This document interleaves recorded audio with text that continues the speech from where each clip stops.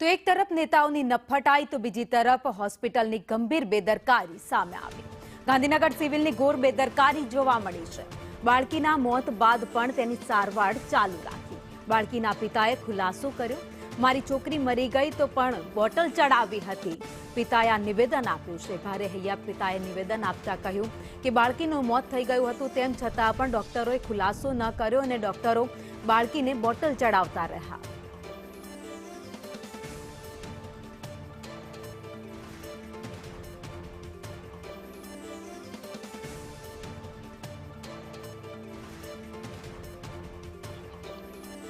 કેટલી શરમજનક વાત કહી શકાય કે એક પિતા જેની બાળકી ગુમાવી ચૂક્યા છે, તબીબોને ખબર છે કે આ બાળકી આ દુનિયામાં નથી રહી, એનું મોત થઈ ગયું છે। કયા કારણોસર મોત થયું છે હજુ ખુલાસો નથી થયો। ટાઇફોઇડ એનું કારણ છે કે પછી અન્ય બીમારીના કારણે એનું મોત થયું છે, પરંતુ જ્યારે માતા પિતાને ખબર પડી છે તેમ છતાં પણ આ તબીબો નફટાઈ એટલી વર્તી રહ્યા છે કે મૃત બાળકીને પણ બોટલ ચડાવી તેને સારવાર આપતા ગયા। ના એના પરિવારને ખુલાસો કરવાનું તેમણે તસ્દી લીધી હતી।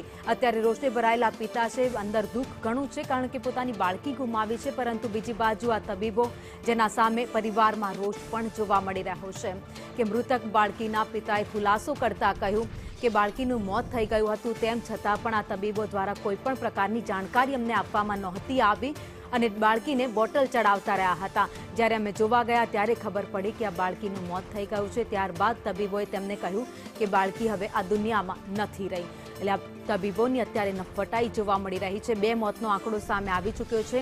ટાઇફોઇડથી મોત થયા છે કે નહીં એની કોઈ જાણકારી આપવામાં નથી આવી, પરંતુ ગાંધીનગરમાં જે રીતે ટાઇફોઇડના કેસ વધી રહ્યા છે એ ચિંતાજનક સ્થિતિએ પહોંચ્યા છે।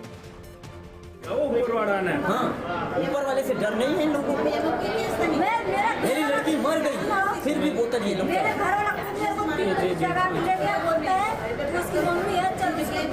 हाँ, मैंने बोला कि 9 महीना तुमने पाली है, अगर मैं तुझे से छुपाऊंगा तो मेरे को बहुत बड़ा गुनाह लगेगा। मैं बोला तू चल के आके देख, ये आके देख के गई ना, तुम मर चुकी थी, फिर भी वो लोग बोतल 6 बजे तक आपको दौड़ा के रखने के बाद दौड़ा के रखा ना। हाँ, दौड़ा के रखा। आप समझाओ ऊपर वाला ने। हाँ, ऊपर वाले से डर नहीं है इन लोगों को।